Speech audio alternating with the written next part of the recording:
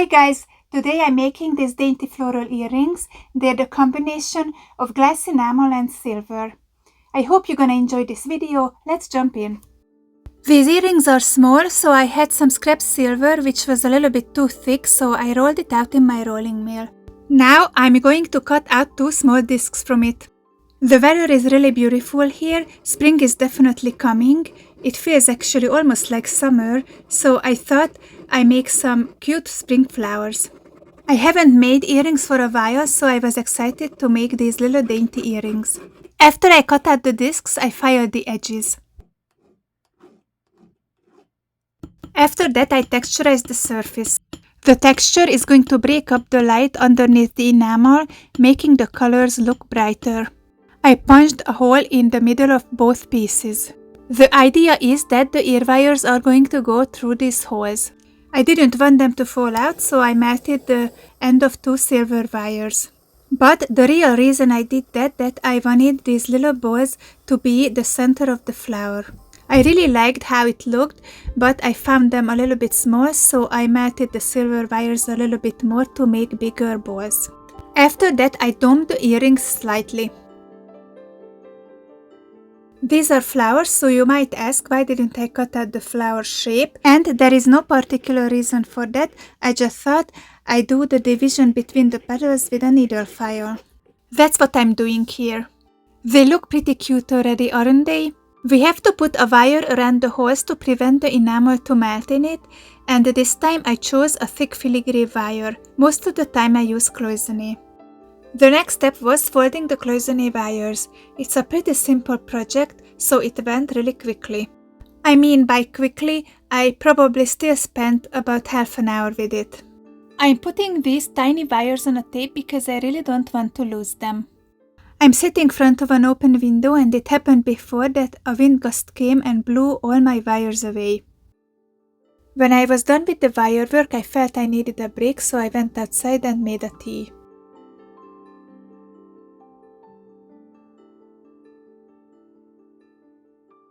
I left the tea to steep and I came back to continue. I'm sifting a clear coat on the surfaces of the silver. I did the back and the front too, firing it in between. The next step is to put the wires on the surface of the earrings. Guys, I would like to let you know, if you don't know yet, that I have a course on Patreon. You can follow me step by step and learn Cloisonne enameling with me. Also, I'm planning to add another course, another detailed tutorial actually about these earrings, so if you like them and would like to make them, you can follow me step by step. When all the wires were in place, I waited the glue to dry and I fired it in my kiln on 1400 Fahrenheit for 2 minutes. It was time to choose the colors. I'm selecting here my favorite blue colors, and I'm going to use 3 shades of blue. I'm going to share the exact colors on Patreon. These colors are all washed, but I still rinse them before I start to apply them. I'm using a paintbrush, a scraper, and lots of water to get these enamels in between the cells. While you watch me do this, I would like to tell you how I became an enamelist. I was a really creative kid, and one of my biggest pleasures in life was creating with my hands. When I was a little bit bigger, I tried everything you can imagine. In my high school years, I was really into oil painting. I was really obsessed about it, so I spent every free minute I had with that. I wasn't too bad, but I wasn't really talented either. I was into making sculptures from clay also.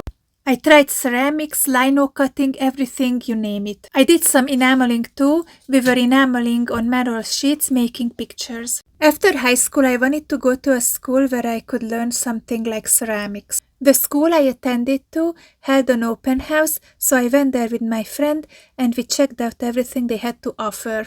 They were teaching Cloisonne enameling too, and as soon as I've seen the process, I fell in love with it and I know that's what I wanna do. The only problem was that they started classes every 2nd year and I had to wait a year until I could start. In that year, I went to England to be an au pair, but that's another story. When I was done filling out the first layer with enamel, I put the piece aside to dry. Until it was drying, I took a break and went outside and drank a tea and hung out with my dog. Not like he's not hanging out with me all day. I love this tree trunk, and this tree trunk has a story too, but I don't want to bore you with too many stories.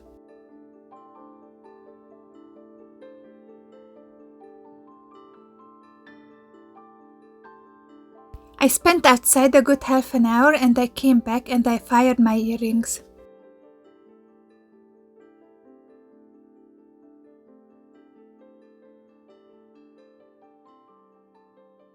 When they cooled, I filled out the cells again with the second layer of enamel.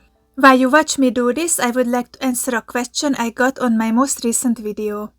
The question is, when do I start my countdown when I'm firing my pieces? In the moment when I put it in the kiln or when it came back up to temperature?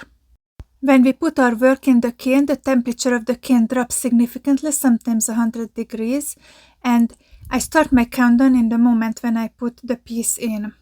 By the time it comes back up to temperature, 2 minutes is almost gone, the piece is almost fired.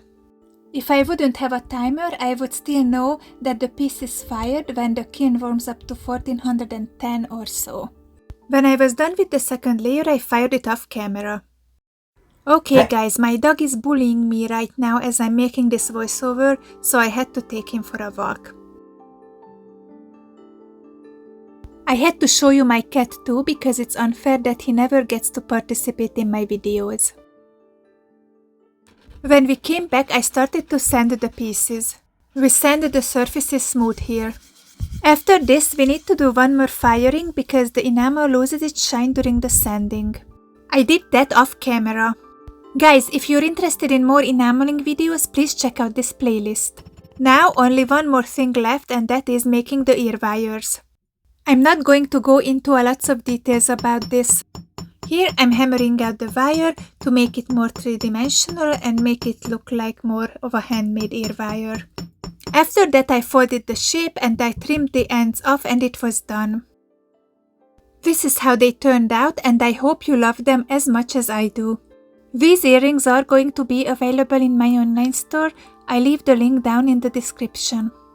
Here I would like to say thanks to my patrons for the support.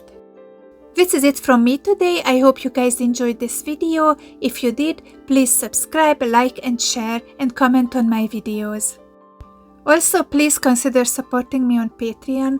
Thank you guys so much for watching. See you in the next video. Bye!